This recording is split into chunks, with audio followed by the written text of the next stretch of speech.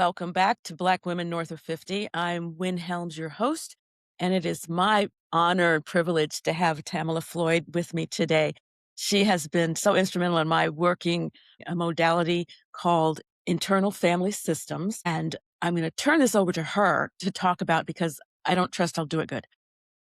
Tamela, thank you for being here.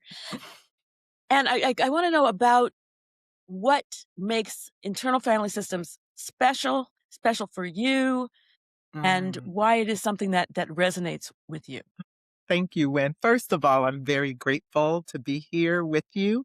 And so the first thing that I want to say about internal family systems is what makes it different. It is a modality that looks at our mind as being comprised of parts. So instead of the mind being one whole, which is the way we have looked at the mind for millennia, we realize now that we are actually comprised of parts. And those parts then make up the whole. And so when I'm working with clients, I am really interested in getting to know the various parts of their system, especially those parts that are causing them difficulty. It is such a wonderful way to break it down and to let people know, no, we're not talking about a disease. We're not talking about multiple personalities. We're talking about for everybody. There are parts that we can ignore, which causes us some dis-ease. Mhm. And IFS helps us to create balance between the parts. Is that fair? Yes, that is a fair assessment. IFS helps us to come into relationship with those parts that are out of balance, so to speak, those parts that are in extreme behaviors and roles that are causing some type of difficulty or upset in our life. So once we come into relationship with them, they understand that there's a leader within. And that leader is us. So once the parts realize they're not alone and there's a grown up in the system, then they realize they can sit back and relax and allow Wen to lead, allow Tamala to lead instead of our parts being in the seat of consciousness. And the leader is the self. Is that Yes, correct? and this leader is the self, but who is the self? The self Right. is who, right? The self is who we are when our parts give us space and allow us to lead. So if I am, say, angry with a friend, that part that is holding this anger feels like the friend may have wronged me. That part is in the lead. That part is in the seat of consciousness. So I'm kind of in the background while this part is expressing its anger at this friend, maybe to another friend, maybe to the friend directly. If I can get that anger to unblend, is what we call it in IFS, but that simply means to get the part to step out of the seat of consciousness. If I can get that part to give me some space, then I can show up. And I can hear the part and I can get information from it. Oh, you're upset because the friend let you down. Then let me express that in what we call a self-led way. So not with the anger expressing it, but with me expressing it and saying what my concerns are directly. That's something that would have been wonderful to know early in life. Absolutely. Yes. But, to learn it at all is a good thing. I know that Yes. your work has been centered, well, maybe centered around intergenerational trauma. Mm. Mhm. And I'd like to talk about that for a little bit. I'm really into history and Mhm. African American Yeah. women, particularly. And I think about intergenerational trauma going, they went through some stuff, Yeah. so that we could sit up here online and talk to each other, kind of thing. Right. Exactly. And I wonder about your work with your own intergenerational trauma being Yeah. present, if you're open to talking about it, Yeah. and how you work with other people to acknowledge and perhaps work with that Mhm. intergenerational piece. Yeah. So a big first of all, with the intergenerational pieces, it's information that has been handed down our generational lines. And so it Mhm. could come from any one of your four major lines. And those four major lines would be your mother's mother, mother's father, father's mother, and father's father. I've done a lot of work on my mother's mother's line. And one of the things that have been handed down in this line is anxiety.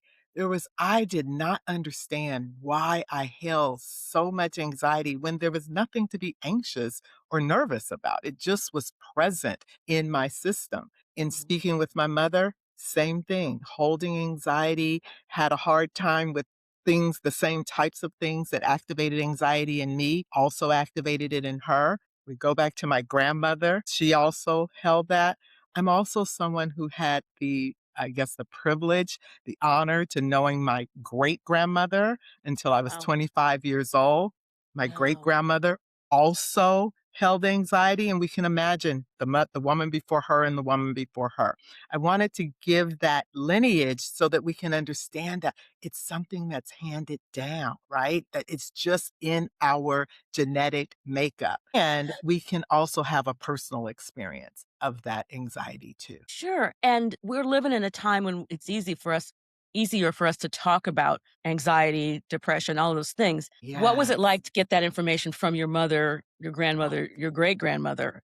Or Yes. were you able to? Are you just sort of gleaning that now from conversations that you've had Oh, in the great past? question. Yes. So got it directly from mom and grandmother. And although I had a relationship with my great grandmother until 25, I didn't have that conversation with her. That was information that I actually got from my mother about my great grandmother. But I could Mhm. see it. My great grandmother used to do this thing with her thumbs all the time. She'd have her hand and she would do this thing with her thumb and I'd ask her, what is that? And so she would just say, I'm calming myself. This is how I calm myself. So that would Self-soothing, be sure, exactly. So there was some anxiety there, and that twiddling of her thumbs or whatever you want to call it was the way. So I saw her managing her anxiety, but I never knew what that was. It wasn't until sure. later that my mom shared that. Yeah. When did you notice the anxiety in you? Ooh, great question. Oh my goodness. In college, Makes undergrad, sense? it does make sense, right? But it was off the chain, and I had no understanding of what that was. It literally sent me to the ER because I thought when that I was Mm. having a heart attack.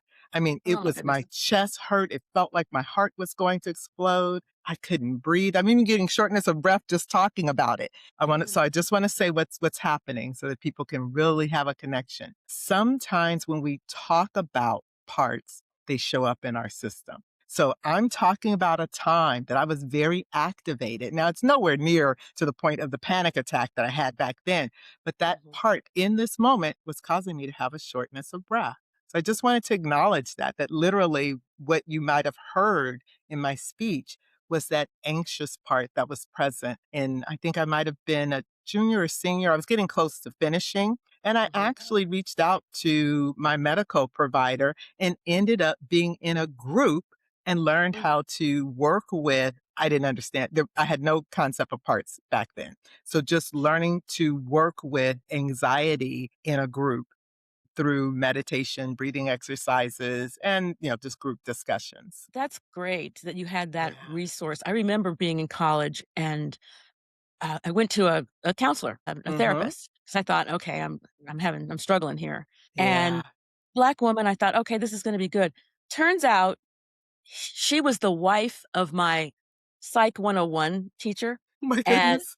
my Psych 101 teacher said, "Yeah, my wife told me that blah, blah, blah," and started telling me Oh things that I told her. no. I'm Needless so to say, I sorry did not that go happened. back. No, absolutely not. And now Yeah. as a psychotherapist, I'm like, "Okay, yeah, yeah, I get that. That was not good Yeah, at that all." shouldn't have happened. No, No.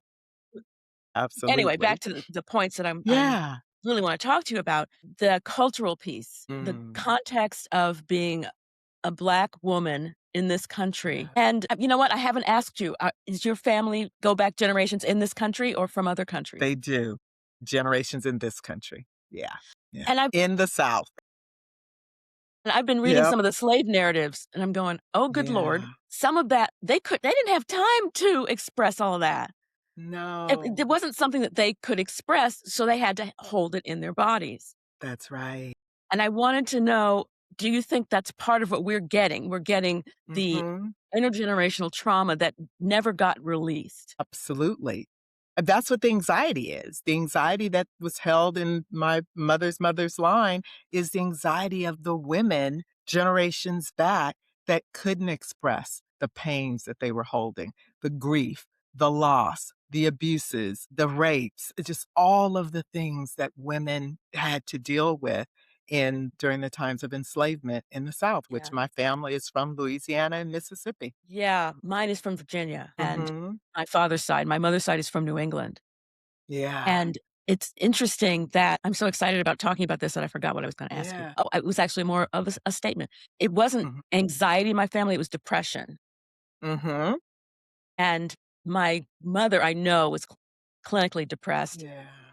even though it wasn't something that was diagnosed. Her Mhm. mother, my grandmother, was schizophrenic, Mhm. which suggests all kinds of different things, but it also mostly suggests how my mother grew up in a home Yes. with someone who couldn't give her the lessons that we need as Black women. I look at her, what my mother gives to me, I just got all caught up in my parts right there. I'm Right. gonna slow down. Yeah. Yeah. I actually looked up depression before we talked just to think, what does the DSM say Mm, about depression? right. Diagnostic Statistical Manual that the psychotherapists use. And it talks about the things that happen when you're depressed. It could be weight loss, recurrent thoughts of death, guilt, inability to concentrate, can't sleep, and all this in a 2-week period. And I'm thinking about the women during enslavement. They Mm, didn't have time to think about that. They were, no. and yet they held it Mhm. because they had to. Yeah. What are you finding with the people that particularly the Black women that you're working with that are patterns or stories that come up time and again that are, well, sort of unique Mm. to Black women in our country? Yeah. So, a big one that I'm hearing a lot is imposter syndrome. Like feeling like no matter how much she achieves, she's not good enough. It's not enough. Do I really know what I say I know? Does this degree really prove that I'm as intelligent as I believe I am? I mean, that, yeah, Preach. relating, right? Yes, exactly. Yes, yes. So no matter how many shingles we get to hang out inside of where we do business, there's still this doubt of whether or not we measure up. And so then we go after the next big goal and the next one and the next one. But none of that feel fills rather the emptiness that's inside. And that's the stuff that parts work can help us with. Oh my goodness, that's so insightful and makes so much sense. Yeah. Let's see, where did I go with this? But yeah, tell me a little bit about differentiation between historical parts and the parts we have now, how they Mm. intersect, and how you work with people to differentiate between the two. I'm not I'm gonna need some clarification. When you say historical parts when, tell me what you're referring to. Intergenerational trauma, Okay. and maybe I'm making some assumptions here. Okay. That's good too. There's trauma that we experience in this lifetime, Mhm. and there's the trauma that is passed down from other generations that they didn't know how to Yes. express. Right. I guess I'm asking, how is it all linked together? And is the Mhm. healing a part of noticing that it's linked together and kind of unpacking Mm. it in that way? Yeah, yeah, thank you for that clarification. I also heard you also say, "How do we differentiate the 2?" 2, okay, got it. Mhm, So, what you're calling our present day trauma or the parts that we might be working with in the present day, we uh-huh, would consider that our personal traumas and that those took on their roles because of our lived experience. So my lived experience would be the parts that are now my personal, the burdens that my parts have taken on because of my lived experience. Now we have the generational piece that our parts have taken on the burdens that have been handed down through the generations, right? So how do I know the difference between the two? The personal parts and trauma come from my lived experience. The things that are handed down are not my lived experience. The depth of my anxiety was greater than my lived experience. So that is exactly one of the ways we can tell the difference. That your life experience is not consistent with the level of upset that you're experiencing. then that's when I want to get curious. Well, is this more than this person's lived experience? Because their lived experience doesn't make sense that she'd be experiencing anxiety at this level based on getting ready to graduate from college. Like it just didn't make sense. So that's one of the ways. The other way we will know the difference is when you hear people say just what you heard me say. My mother has anxiety. My grandmother has anxiety. My great grandma. If we see that it goes back in the person, I mean, even if they don't go back that far, maybe they don't have that information. But even just saying my mother also has this is can be an indicator that that is something that has been handed down. So those are the things that we would be looking for to be able to differentiate the two. Get a client that comes in that has had a lot of trauma in their present day life.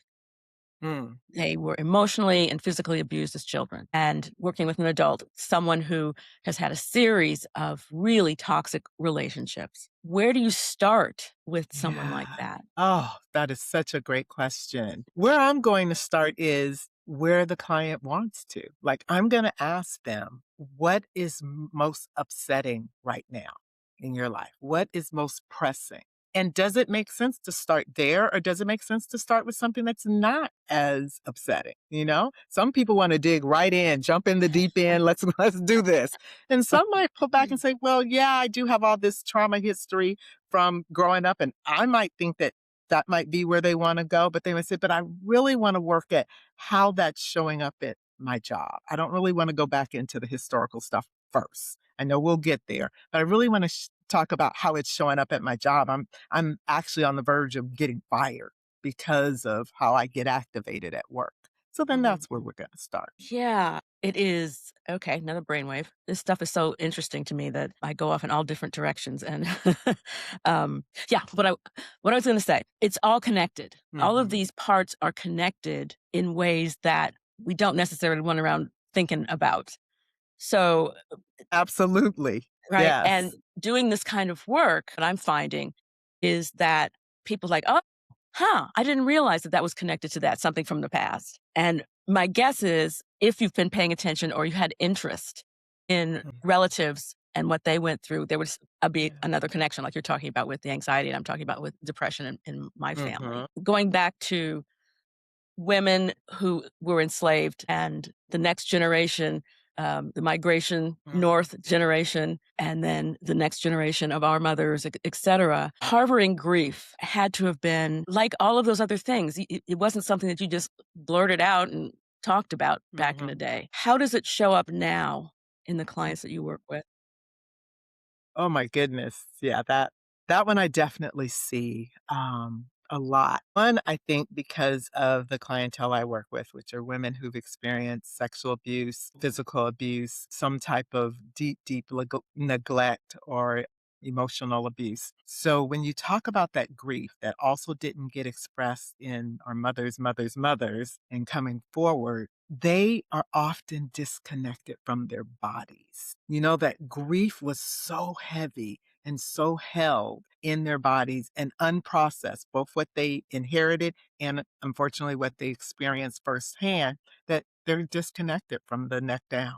It's just like this doesn't even exist. I can't even sit with, experience, when I ask them to notice, for instance, they're upset and can you notice where you feel that upset in your body? Is it in your stomach? Is it I don't feel it anywhere. I just know I'm upset. So it's all up here. But as far Yes. as feeling it, and that takes time. It's not that we can't get reconnected with our body. That would be one of the things that I would want to help the client to do because our Mhm. body, the computer isn't just in the mind. There's so much information that our body holds that can be part of the healing process. So if I'm only healing my client from the neck up, I'm missing all this information that what does your gut tell you? What does your heart tell you? What does your throat tell you?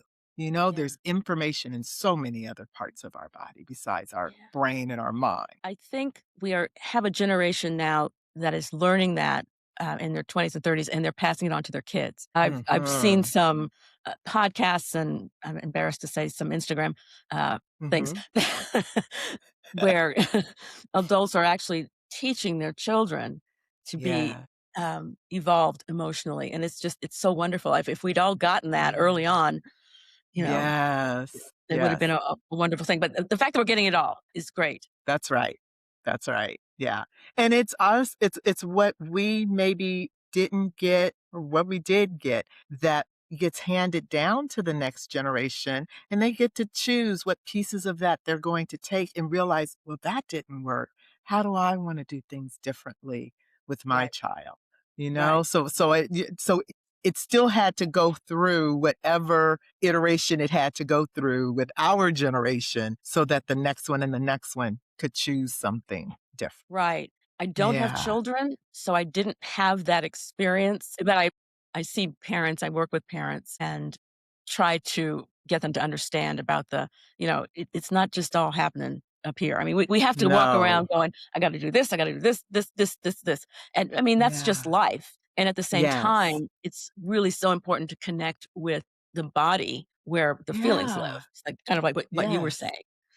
Absolutely. Absolutely. See. You kind of covered this in terms of Mhm. working with people starting out so they don't shut down. Mm. Yeah. How do you work with someone they're here, they want to Mhm. work, Mhm. and yet they're constantly dissociating and shutting down from their present, from who they are, their feelings, Yeah. etc. Where do you go with that? Yeah. When I first start with someone, I know that parts brought them here to therapy and that they desire healing and to work through the things that brought them. And one of the things I love to do is find out which parts of them don't want to be here. So instead of just only focusing on the ones who want to do the work, early on, I focus on the ones that don't want to do the work also. I want to hear from them in those first couple of sessions because that can actually help with decreasing future dissociation, wanting to give up. I don't know. What are we doing? This doesn't make sense because I already heard from those parts early on. And so I'm already familiar with them early in the session and in the work as we move forward. And that doesn't mean they won't show up, but they will feel respected by me because I acknowledged them when they first came into the sessions and meeting with. It occurs to me as we're talking just now that Mhm. this can sound very woo woo. You're saying talking to them and you're talking about Yes, parts. And I understand it because I've trained in it. right. It's hard to get people. I found it's difficult to explain and use the words that fit individually for people Mm, about what parts are and to kind of yes, visualize what that looks like. yeah. Talk to me about getting people. I don't even know what to say. I'm a visual person, so Mhm, I visualize my parts. yes, Other people may not. How do you find that people relate to their parts and what they look like or sound like, or do they have gender? yeah. Yeah, all of the above. They have gender. The genders of different parts may not be the same as the gender my client identifies as. So you can have parts within you. You may identify as female. I have some male parts within, and most of my parts are female, but I definitely have some male parts too. So Mhm. how people connect with their parts is part of the process that we're going to be going through. One of the things I think is important to know about IFS is it is a relational model. So, Mm, how they relate to the parts. Think about a family. I mean, this is called internal family systems, right? So, right. think about your own family. How do you relate to your sister? Is that the same as how you relate to your brother or your favorite cousin or your mother? And is that different from how you relate to your father? It is the same thing with our system of parts within. And what I mean by the same thing is I'm going to relate to different parts differently. And my parts will relate to each other differently. So, one of the things that I need to understand and help my clients to understand is what do these parts need? How do they communicate? I heard you say that you're very visual. So, by being visual, you may see your parts, but some parts may not want to be seen. And so there Clearly. isn't a visual, right? Okay. So then there's no visual representation of that part. Mhm. Back to why I want to connect clients to their bodies, that maybe the only way this part expresses itself is by a tightness in my gut or taking my voice away. So Oh, if I I'm see. looking to see something, I Mhm. would miss this part.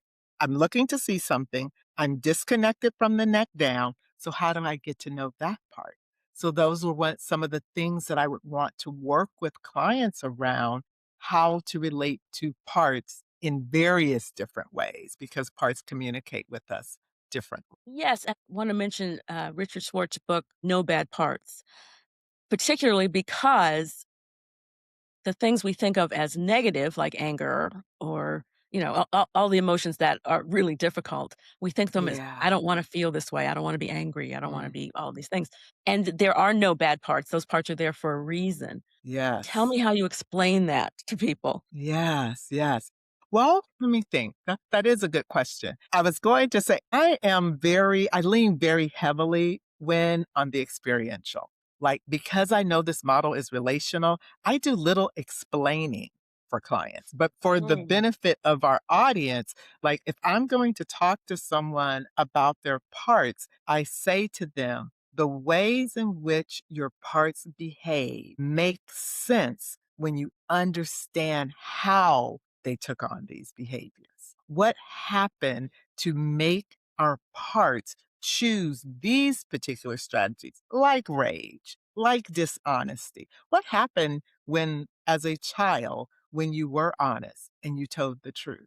If that resulted in a beating, guess what? Over mm, time, parts of you are going to say, telling the truth isn't safe. Telling the truth hurts. So I'm going mhm, to lie because yeah, that protects me. And that's mhm, what our parts are in their roles to do, to protect us from harm. Even though their behaviors can be pretty upsetting, like lying in the face of the truth is right here. But because I have been conditioned to lie for safety, I'm going to lie no matter how much truth you show me. yeah.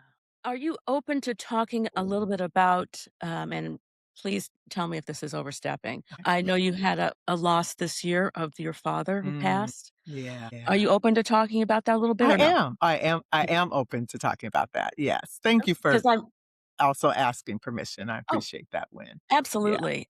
Yeah. Because in terms of intergenerational awareness and trauma, I'm Yes. wondering if it's different now that he has passed, the things that you're learning about yourself and your father, that Mm. have been passed on to you. Does it feel different? Yeah. Or are you Yeah. please hear me. I'm sure you're still grieving, Right. and I'm Yeah. really sensitive to the fact that you may not even be anywhere near this yet. I was Yeah. curious. I think I can you're right. This loss was a little more than 6 months ago as far as where I am in the process, but something very interesting and surprising has happened in this process, and I'm going to credit my work with ancestral healing work and connecting with my own ancestors, particularly ancestors on my father's line, and which I've done a deeper connection with that line since his passing, and my IFS work. This is the surprising thing, is that I thought when I was going to be an emotional wreck after the loss of my father. He had a Mhm, roughly 2-year battle with cancer, and then, the end of his life, the transition of maybe a month, and then his passing. So I just thought, going through all of that, how am I going to pick myself up? What am I going to be? Am I going to be able to be there for my clients? Am I going to be able to mhm, be there for my own family? Right. And what actually happened, because I got to watch my dad go through that transition and him being from that generation of being stoic and showing us how to do a thing, what I saw was my father being a role model to his very last breath. Like he was a role mm, model of how to transition, how to mm, do it fearlessly. Yeah, it just so once my father had passed on, I was sitting with what a valuable lesson I got to the very end. So yes, I'm still in that process, but I'm not holding the loss of my father the same way I did, say, the loss of my brother. Maybe I think my brother passed about 7 years ago. mhm, That loss was much more devastating. And I feel that it was because hadn't done all of this work. I wasn't as deeply Sure. involved in ancestral work and Yeah. deeply involved in IFS as I am now. Wow. Thank you for sharing that. Thank you for asking. You're very welcome. I Yeah. think we in this country have a very, well, I'll just say interesting way of Mhm. dealing with transitioning. Yes. I don't know that it sounds like these are kinds of things that I think will be helpful to people to hear. So that Mhm. it's not so, I mean, it's devastating, absolutely. Right, And there's right. more. Yeah, and there's more, and there's more, and but that right there, Win, is actually the difference in the 2 losses. My loss of my brother was devastating. The loss of my father, yes, I miss him, but I have a different understanding and relationship to his passing, and one, I can't even use the word loss with my father because I'm still so Yeah. very much connected to him because of the ancestral work. Whereas with my brother, absolutely a loss, absolutely devastating. And now I see that loss, his passing different too, but at the time, that is exactly the way that I saw it. So I hope that Yeah. this helps people to appreciate that the Yeah. relationships don't end. No, it gets Yeah, easier to have a different kind of relationship with them through time. it does. And It like does. my great grandmother on my father's side used to say, Jesus and time. Get your arms around both of those. Or Yes, whatever your spiritual bent is, if it's not Jesus, that's then right. wherever you find yourself finding that still small voice That's and allowing right. yourself time to get through it. Yeah, Uh, yeah. And it's so hard to talk with Mhm. grieving clients. When is this going to be done? Am I going to, what, being still, being present, being open to what your body is telling you. It's Yeah. not something we've been taught. So it's sort of my No. honor to hold space for them and Yeah, allow, absolutely. because people they love us, they want us to feel better, but how you doing is like, well, how you think I'm doing, kind of thing. Yes. What do you Yeah. say? So I like to tell people you get to feel whatever you're going to feel and learn how to make that Mhm. okay. Right. Yeah, you don't have to feel a certain way. No. Just being able to acknowledge how we're feeling. That's a Hmm. that's a big win. Can you just Yes. land and be with what's coming up right now and let Yeah. that be? It doesn't have to be any other way than how it is in this moment. And teach your children this will help them a lot as they Yeah, get older. And I absolutely. understand with parents that feeling of total bone deep grief. You're thinking, I don't want my child to go through this. I don't want my child to feel this, which Mhm. may not be the better way to go, given that at some point in their Yeah, life, something's going to go wrong. that's right. And teaching them that you can feel your feelings and move forward in life Mm, is an important step, I think. Am I right yes, there? you are right there. Okay. I worry when I'm talking about kids because I don't have kids, so I Yeah. want to check Yeah, with oh, mothers got it. Yes, to yes, make sure that's absolutely. correct. Yeah, yeah, Well, Tamala, this yeah. has been so wonderful. I want to talk about your book. I'm gonna Oh, show thank you. you. Yes. Listening when your parts speak and what you're doing aside from writing, you're doing workshops as well, is Mhm. that right? Yes, so I am host retreats, and so I host retreats for individuals who want to work on their intergenerational trauma, learn about their ancestors, bring their ancestors into their healing journey, and hopefully continue to maintain those connections with their ancestors. Any Yeah. closing thoughts that you have? Yeah, closing thoughts. Let's see. Now I've got to think. Your parts are stumped. Okay. Yeah, they are stumped. Yeah. Yeah. I think the closing thought that I want to offer to your audience is to get curious about your lineages. Get curious not only about the traumas that you carry within your system because of what's been handed down, but also get curious about what I call the medicine. So many people might call them the gifts, the heirlooms from your line, but all of our lines, we have medicine that will help us with the things we struggle with. So get connected to that too. Very good. Thank you so much. Yeah, you're You can find welcome. Tamala at tamalafloyd.com. Thank you so much for being here. And it's so interesting that you used the word curious because I like Mm. to end my episodes by saying to everyone, thank you for being here. Create your own joy. Be curious about your life and find something funny every day because we need it really badly. I love it. Thank Nice. you Yeah. again. You're so welcome, and thank you for having me.